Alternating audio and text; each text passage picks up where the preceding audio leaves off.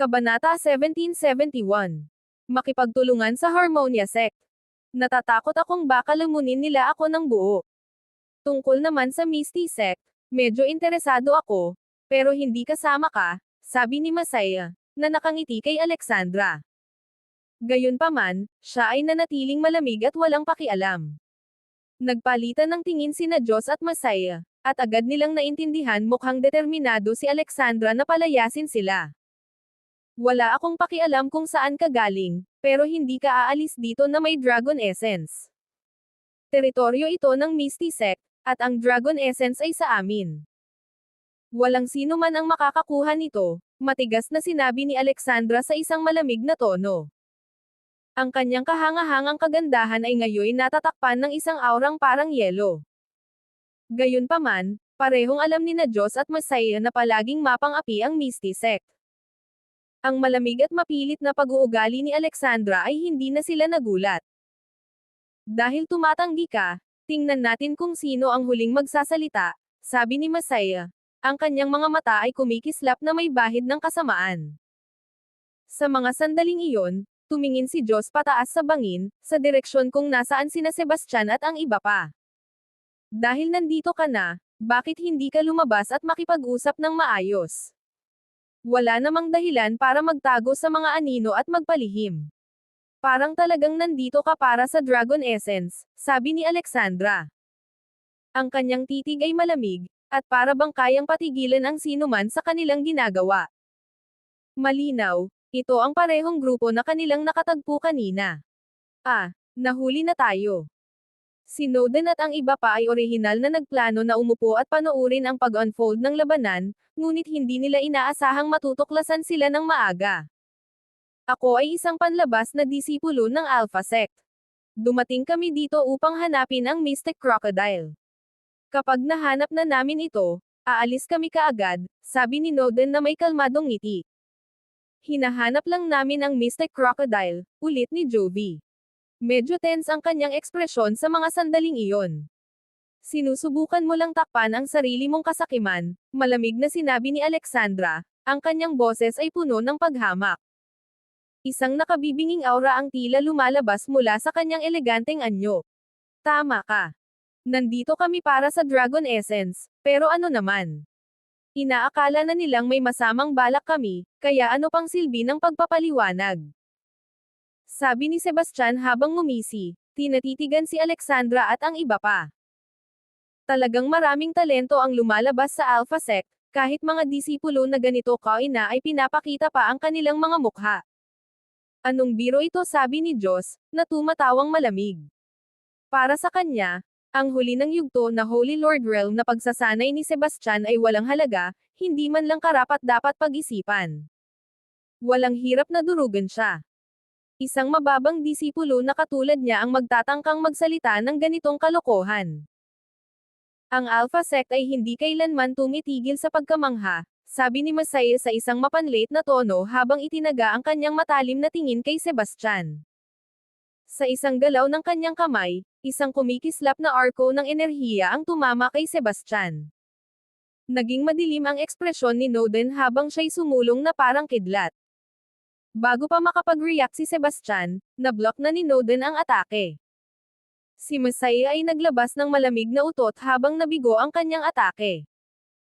Talagang alam ng Alpha Sect kung paano palakihin ang kanilang mga disipulo, sabi niya nang may pang-aasar. Kasama siya sa aming sekta. Ano man ang mga pagkakamali niya, hindi mo karapatan na turuan siya ng leksyon. Kailan pa naging mayabang ang Infernal Gate?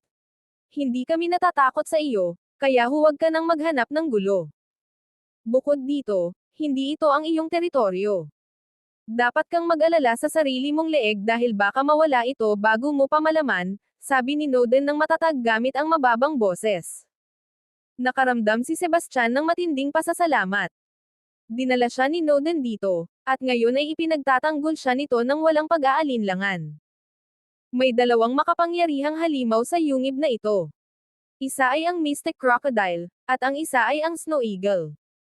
Gayunpaman, ang Mystic Crocodile lamang ang gusto ko. Kapag nakuha ko na ito, aalis na ako agad. Totoo ba yan? Pinagmasdan ni Diyos ang kanyang mga mata, bahagyang ngumiti, kahit na may pagdududa sa kanyang tingin. Siyempre, si Snowden ay lubos na alam na hindi siya makakatapat kay Alexandra ng Misty Sect. Ang dalawa pa ay mahuhusay din. Kung makipaglaban sila ng harapan para sa Dragon Essence, magiging mapanganib ang kanilang sitwasyon. Mas mabuti nang kunin ang makakaya nila at umatras. Basta't mapatay nila ang Mystic Crocodile, agad silang aalis. Napakabuti. Ikaw ang bahala sa Mystic Crocodile, at kami na ang bahala sa iba. Kung sino ang makakuha ng Dragon Essence ay nakasalalay sa kanilang sariling kakayahan, sabi ni Masaya sa malalim na tono, may ngiti. Kahit anuman ang lakas ng kabilang panig, ang pagkakaroon ng isang kaunting kakumpetensya ay ikinatuwa niya. Mas kaunting kalaban ay nangangahulugang mas magandang pagkakataon para sa kanya. Wala nang sinabi si Alexandra. Bumigay lamang siya ng bahagyang tango, tahimik na sumasang-ayon sa kasunduan.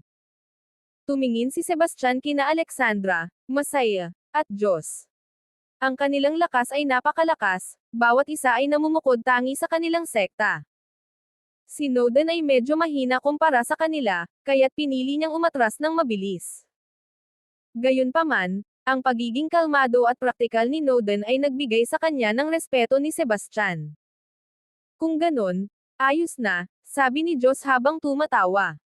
Pagkatapos, siya ang unang pumasok sa bangin. Ang apat na pangkat ay mabilis na pumasok sa bangin. Ang unang hamon na kanilang hinarap ay ang dalawang makapangyarihang halimaw, ang Mystic Crocodile at ang Snow Eagle, na unang nakatagpo ni Jovi. Parang talagang narito sila para sa Mystic Crocodile, naisip ni Alexandra. Anong masama sa pagpapahawak sa kanila? Ang tunay na kayamanan ay ang Dragon Essence. Dalawang makapangyarihang halimaw ng yelo ang nagtipon-tipon sa bangin. Tuwing may nangyayaring hindi pangkaraniwan, karaniwang may nakatagong dahilan. Lahat ay nauunawaan na ang dalawang halimaw na ito ay malinaw na hindi kabilang sa ridge ng Mount Mo. Ang layunin nila sa pagpunta rito ay malamang na bantayan ang Dragon Essence. Ako na ang bahala sa Mystic Crocodile.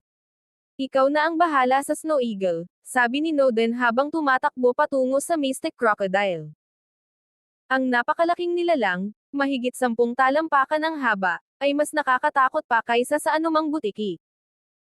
Ang katawan nito ay naglalabas ng nakakatakot na lamig, at nagbuga ito ng malamig na usok dahil nagdadala ito ng makapangyarihang espiritu ng yelo sa loob ng katawan nito. Mag-atake tayo ng sabay-sabay at tulungan akong patayin ang halimaw na ito. Sigaw ni Snowden, habang nakatingin kay Jovi at sa iba pa. Sumali rin si Sebastian. Nasa gitna si Snowden, pinalibutan nila ang Mystic Crocodile, na walang pagkakataong makapalag. Sa sandaling iyon, tila napagtanto ng napakalaking nilalang ang panganib. Naglabas ito ng isang galit na sigaw, tila pinapalabas ang galit nito. Kabanata 1772.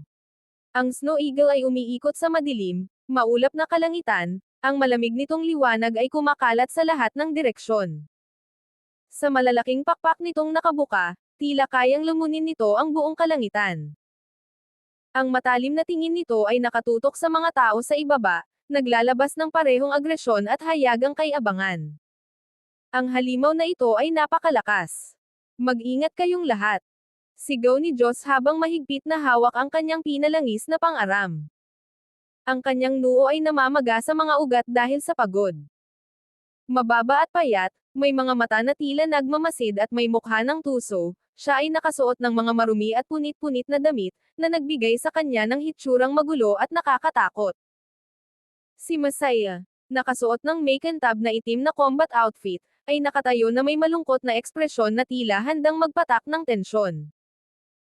Ang kanyang mga kamay ay humahawak ng pares ng madilim na mga pangil, habang ang takot ay kumikislap sa kanyang mga mata, kahit na pinilit niyang ngumiti, sinusubukang panatilihin ang kanyang kapanatagan. Si Alexandra, na nakasuot ng mahabang pink na damit, ay mukhang maladyosa habang nilalaro ng hangin ang tela ng kanyang damit. Bagamat nakakamanghang maganda, ang kanyang ekspresyon ay malamig na parang hamog. Hawak niya ang isang mahabang espada, naglalabas ng aura ng banal na kariktan. Lumipad siya sa himpapawid ng walang pag-aalinlangan, at isang guhit ng rosas na liwanag ang tumama diretso sa Snow Eagle. Biglang pinagpag ng Snow Eagle ang malalaking pakpak nito, naglabas ng isang humuhuni na bagyo. Ang malakas na hangin ay nagdulot kay Alexandra na matumba sa gitna ng hangin, ngunit kinagat niya ang kanyang mga pilak ng ngipin habang nagpapatuloy. Sa isang mabilis na swing ng kanyang espada, tinamaan niya ito sa ulo. Bilang tugon, ang Snow Eagle ay sumugod na parang kidlat, ang nakakurbo nitong tuka ay tumalon patungo sa kanya. Lumiko si Alexandra sa kalagitnaan ng hangin, maayos na umiwas habang sinasaksak ang kanyang espada patungo sa mga matatalim na pangil nito.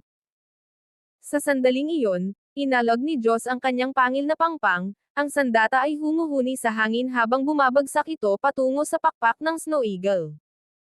Gayunpaman, naglabas ang Snow Eagle ng isang malupit na shockwave sa isang malakas na paglipad, na nagpadapa kay Diyos pabalik.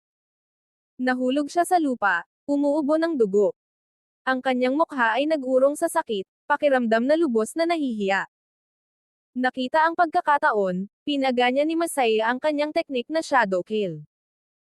Ang kanyang aninong parang multo ay kumikilos sa paligid ng Snow Eagle, parang multo, habang ang kanyang mga aninong panggiba ay sumugod ng mabilis na sunod-sunod. Gayunpaman, mabilis na tumugon ang Snow Eagle, pinapabilis ang mga pakpak nito ng may nakakabiglang bilis.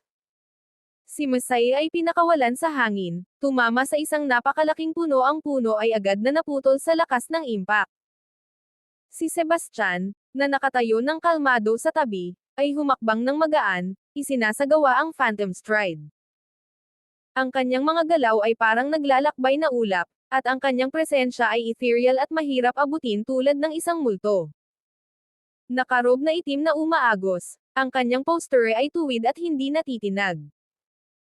Ang kanyang matalas na mga tampok ay nagdadala ng malamig na determinasyon, at ang kanyang malalim na mga mata ay kumikislap ng nakakatakot na liwanag. Kinuha niya ang pagkakataon at inilabas ang Energy Slash.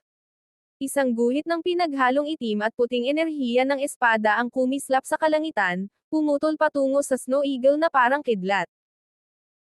Naramdaman ang nalalapit na panganib, mabilis na itinaas ng Snow Eagle ang kanyang pakpak upang harapin ang atake. Ang enerhiya ng espada ay nag-iwan ng malalim na sugat sa mga matitigas na balahibo nito, at isang nakikitang sugat ang nagmarka sa kanyang anyo.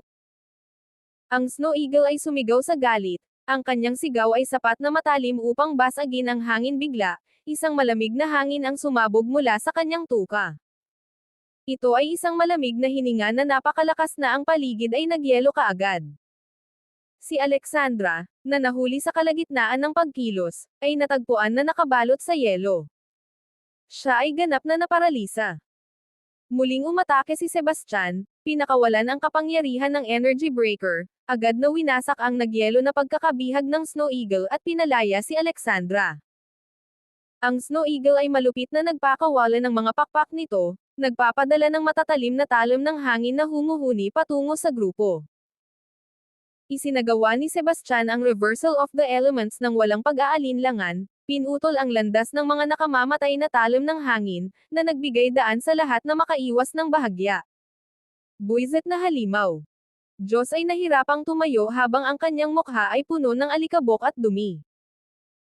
Pinipigilan ang kanyang mga ngipin, muling sumugod siya ng walang ingat patungo sa Snow Eagle, ngunit ang Snow Eagle ay humampas sa kanyang dibdib gamit ang malalaking pangil nito, na nag-iwan sa kanya ng sugat at duguan. Nakita ito, ang mga mata ni Masaya ay kumikislap sa walang awang determinasyon. Pinagsama-sama ang lahat ng kanyang lakas, inilunsad niya ang kanyang pinakamalakas na atake, ngunit madali itong iniiwasan ng Snow Eagle.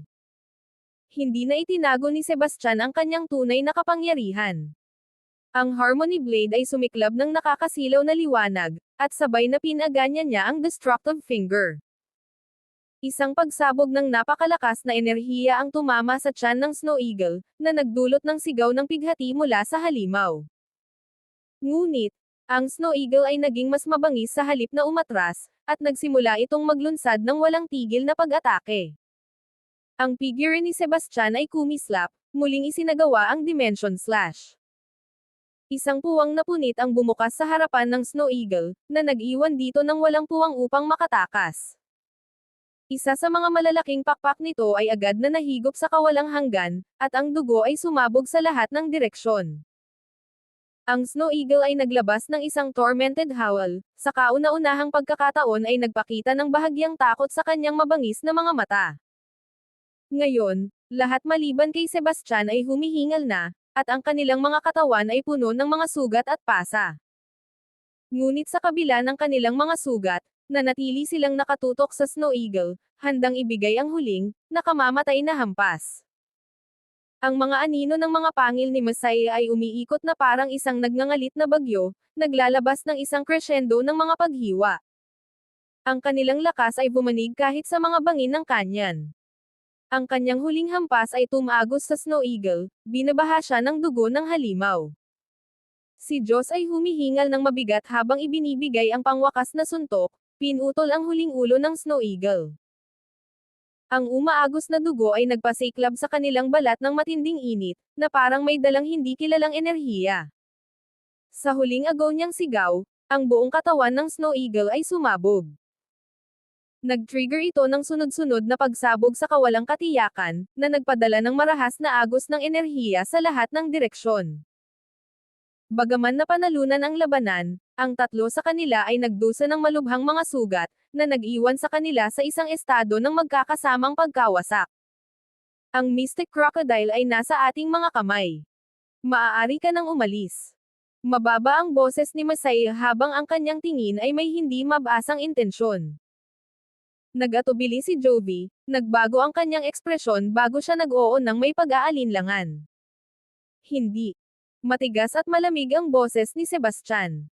Kung umatras tayo ngayon, wala tayong pagkakataon. Nais nilang angkinan ang lahat para sa kanilang sarili, hindi ko papayagan iyon. Nagtiis tayo ng napakaraming hirap para makarating dito. Sa tingin mo ba ay dapat tayong umalis na walang dala? Pero, malalim ang kunot ng noo ni Jovi, puno ng pag-aalinlangan ang kanyang mukha. Si Sebastian ay tama. Sa ngayon, hindi tayo mas mahina kaysa sa kanila, Ginoong Lamont. Sa katunayan, sugatan na sila, bakit natin basta-basta ibibigay ang gintong pagkakataong ito?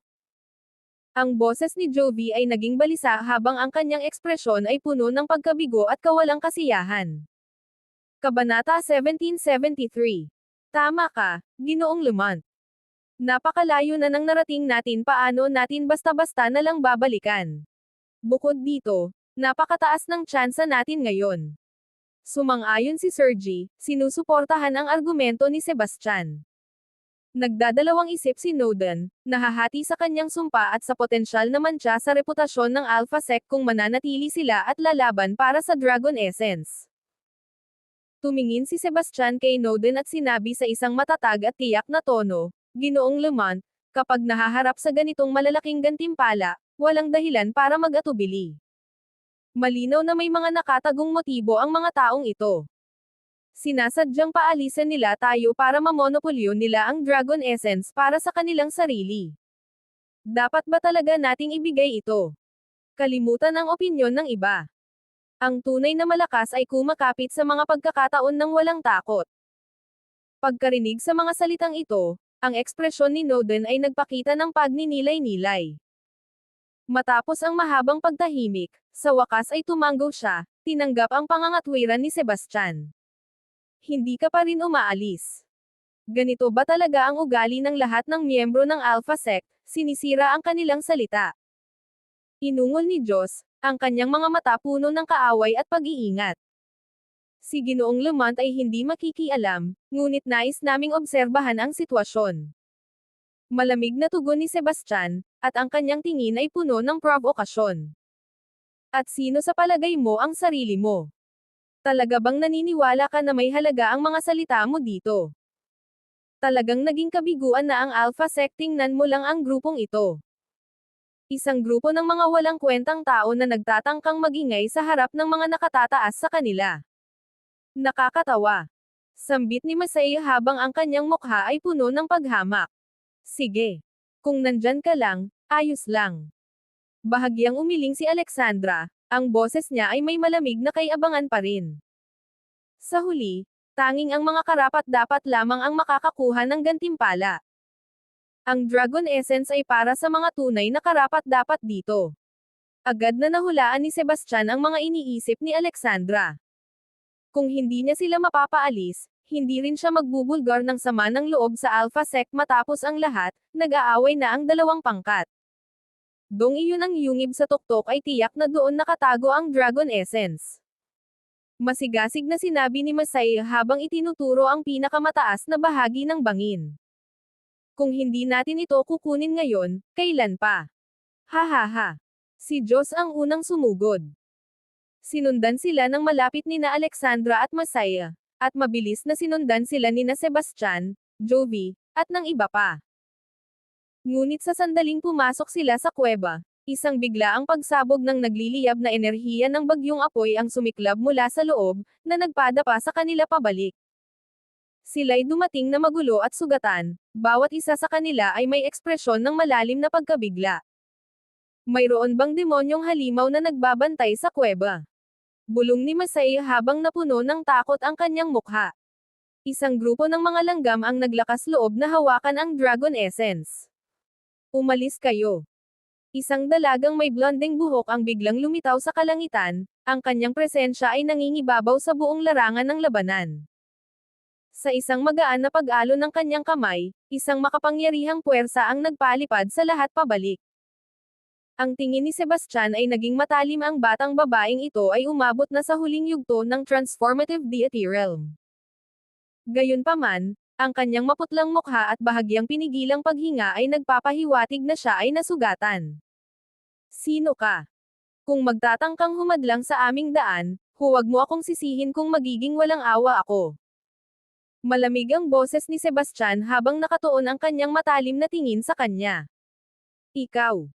Isang simpleng kisap ng ilaw ang nagtatangkang hamanin ang liwanag ng buwan. Kalokohan. Sa isang galaw ng kanyang kamay, ang matinding bagyong apoy ay naging isang talam, humahampas sa hangin. Agad na winasak ng atake ang depensa ni Diyos, pinapadapo siya ng higit sa 800 milya. Sa oras na nakabalik siya, ang kanyang mukha ay naging mapatla, at ang kanyang ekspresyon ay malungkot. Paf! Nilaglag ni Diyos ang isang bangkos ng dugo, lalong lumalala ang kanyang mga sugat. Walang inaasahan na ang blonde na dalaga ay ganito kalakas. Isang simpleng galaw lang ang may ganitong nakakatakot na lakas. Mukhang hindi magiging madali ang laban na ito. Bulong ni Sebastian, pinipigilan ang kanyang mga labi habang nagsisimulang kalkulahin ang kanyang susunod na hakbang.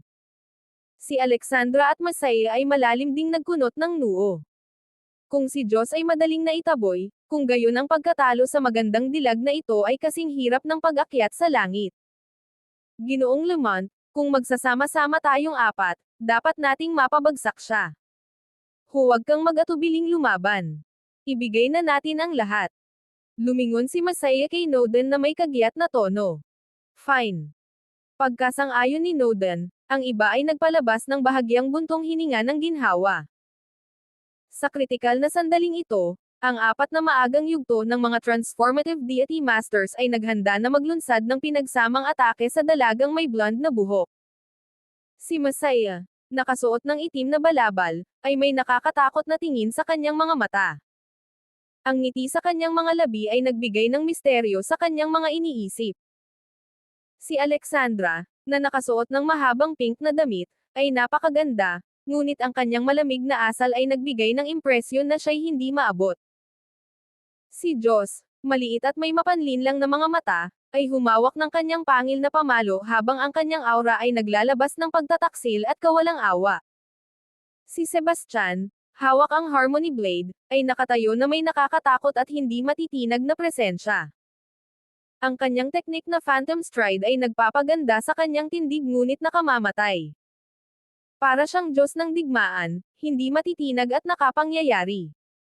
Sa kaibuturan, pinapalitan na niya ang kanyang enerhiya, naghahanda na ilabas ang kanyang mga banal na kakayahan sa pinakamahalagang sandali. Kabanata 1774.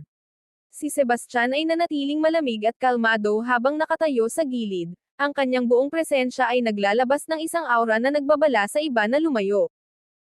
Itinatago niya ang kanyang tunay na lakas, pinapanood lamang ang labanan mula sa mga anino. Sa kanyang isip, ang pinakamalaking variable sa kanila ay walang duda si Alexandra. Bilang pangunahing disipulo ng Misty Sect, ang kanyang lakas ay hindi matutumbasan, at malamang na may itinatagong trump card siya. Kung ipapakita niya ang lahat ng kanyang kakayahan ngayon, maliit ang tsansa niyang magtagumpay kapag nagsimula na ang tunay na laban para sa Dragon Essence. Ito ay malinaw sa kanya. Mga kaawa-awang at sakam na tao, maghanda kayong harapin ang banal na paghihiganti. Ang dalagang may blonde na buhok ay nakatayo sa kalangitan, ang kanyang malamig na tingin ay sumisilip kay Noden at sa iba pa. May sugat na siya. Hindi na siya tatagal. Huwag mag-atubiling atakehin siya ng buong lakas mo. Utos ni Sebastian sa isang matatag, walang emosyon na tono.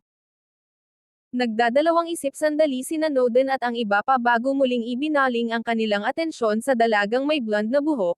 Sa mas malapit na pagsusuri, napansin nila ang pagliko ng pag-iwas sa kanyang mga mata at ang bahagyang pag-alog sa kanyang tindig, mga malinaw na palatandaan na malubha ang kanyang mga sugat.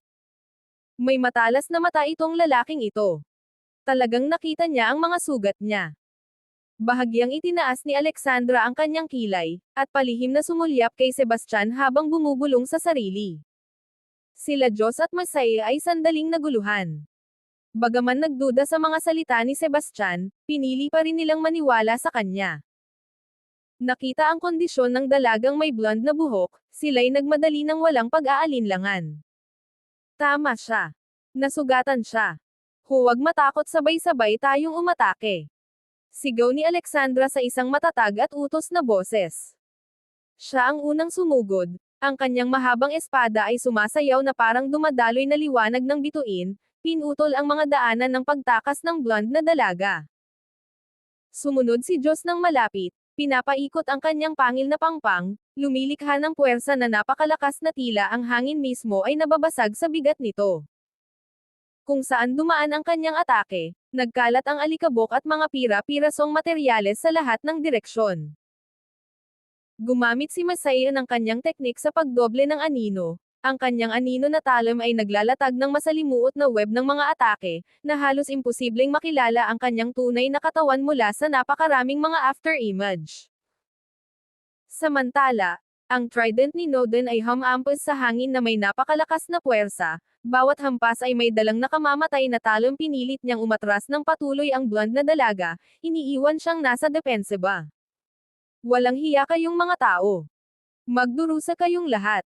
Ang magandang dilag na may blonde na buhok ay naglabas ng isang galit na sigaw, sumabog ang isang agos ng nag-aapoy na mga apoy. Ang apoy ay sumiklab na parang isang hindi mapigil ang alon, na para bang kayang lumunin ang langit at lupa. Sa isang iglap, tila nahati ang kawalan mismo. Yelo at nyebe ay natunaw sa makapal na ulap, at ang buong bangin ay nanginginig ng labis. Ang mga batong-bato ay bumagsak, nagpasimula ng isang walang tigil na pagguho ng yelo, at ang nakabibinging ugong ng pagkawasak ay umuugong na parang katapusan ng mundo. Si Alexandra at ang iba pa ay nahadyas pabalik ng malakas na puwersa ng atake, ngunit mabilis silang nakabawi. Muling sumulong sila ng walang pag-aalinlangan, at ang kanilang pinagsamang lakas ay hamarang sa anumang daan ng pagtakas. Sinubukan ng dalagang may blonde na buhok na tumakas, ngunit paano papayagan nina Alexandra at ng iba pa na makaalis siya? Sa ilalim ng walang humpay na pag-atake ng apat, lumala ang mga sugat ng dalagang blonde.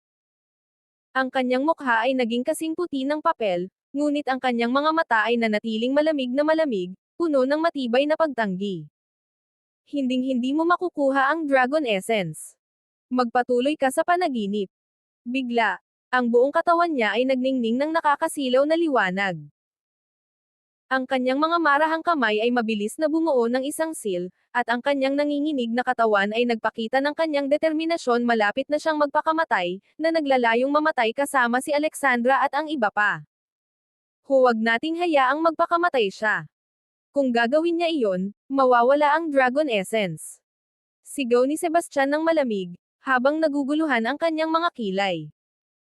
Nang marinig ang kanyang babala, Pinakawalan ni Alexandra at ng iba pa ang kanilang buong lakas. Ang kanilang mga espada at talon ay nag-cross, bumuo ng isang napakalakas na opensiba na sa pilitang pinigilan ang pagwasak ng blonde na dalaga. Agad, walang katapusang malalalim na sugat ang pumutok sa kanyang katawan, ang ilan ay lumalabas ang buto, habang ang kanyang dugo ay dumadaloy ng walang kontrol. Ang kanyang mga internal na organo ay nagdanas din ng matinding pinsala, na nagdulot sa kanya ng malapit ng pagbagsak. Ngayon, wala ka ng halaga kundi isang nahulog na phoenix. May lakas pa ba ng loob mong magmayabang? Pang-aasar ni Masaya. Mayroon siyang nakakaawang ngiti na lumalabas sa kanyang mga labi habang ang kanyang mga mata ay napuno ng paghamak. Isuko mo ang Dragon Essence, at ililigtas namin ang iyong buhay. Kung hindi, mamamatay ka rito.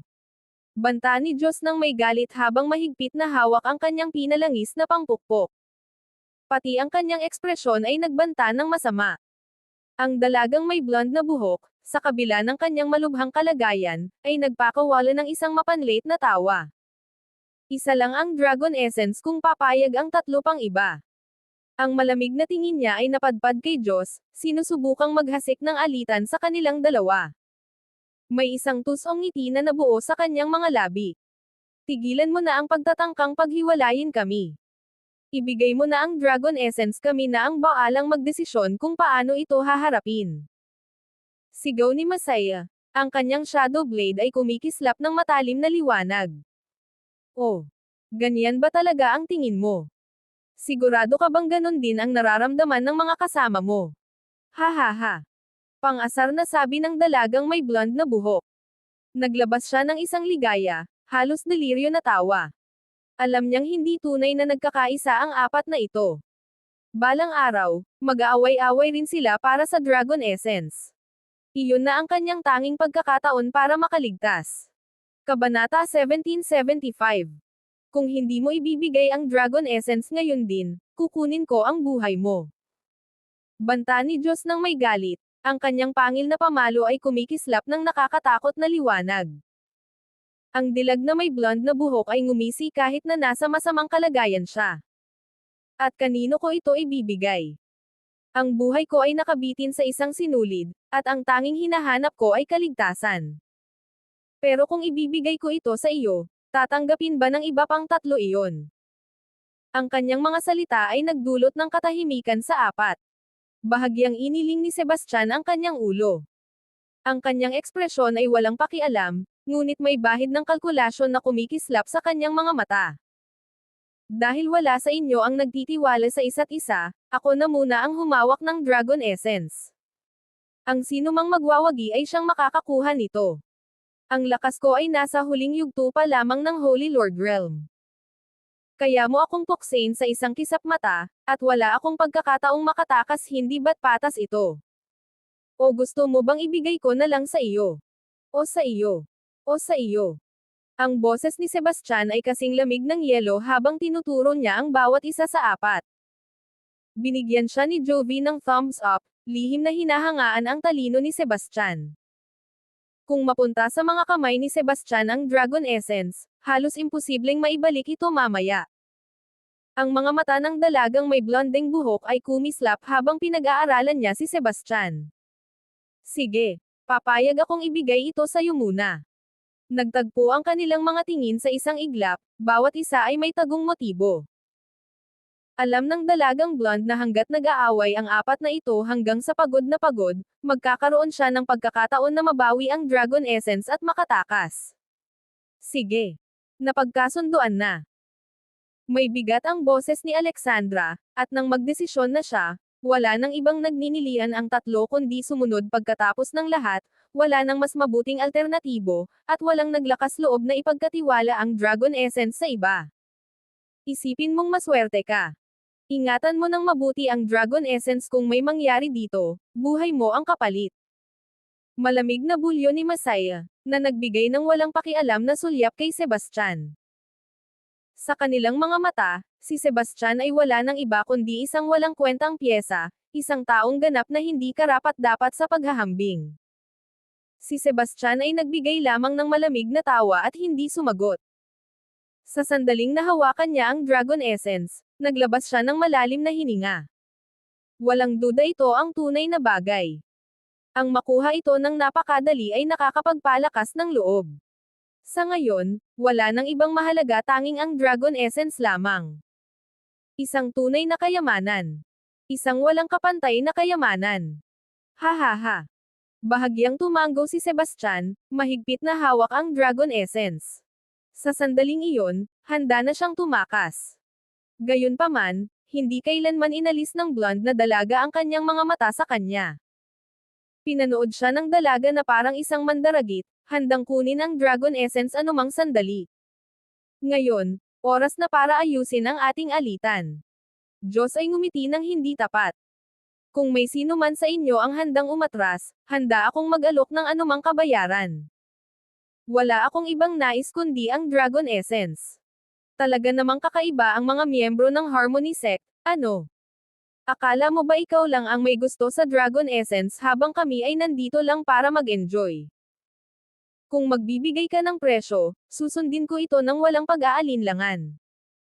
Ang tanging layunin ko ay ang Dragon Essence. Masaya ay humalaklak, ang tono niya ay puno ng paghamak. Parang tanging sa pamamagitan ng puwersa natin ito masosolusyonan. Kalma ang boses ni Alexandra, ngunit hindi may kakaila ang kanyang intensyon.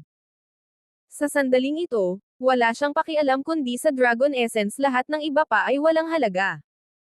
Dahil wala sa inyo ang umatras, wala rin akong pagpipilian. Napailing si Snowden. Sa huli, wala sa kanila ang handang magpatalo kahit kaunti. Bagaman si Snowden mismo ay walang gaanong personal na interes sa Dragon Essence, ang pakikilahok niya sa labanan na ito ay nangangahulugang may karapatan siyang angkinan ito. Isang kayamanan ng ganitong antas ay higit pa sa isang simpleng mystic crocodile marahil kahit ang kanilang leader ng sekta ay maghahangad nito. Walang puwang para sa negosasyon, muling nagbanggaan ang apat, ang kanilang laban ay lalong lumalakas sa bawat segundo. Ngunit, kahit na matapos magpalitan ng walang katapusang mga suntok, nanatili silang pantay na pantay.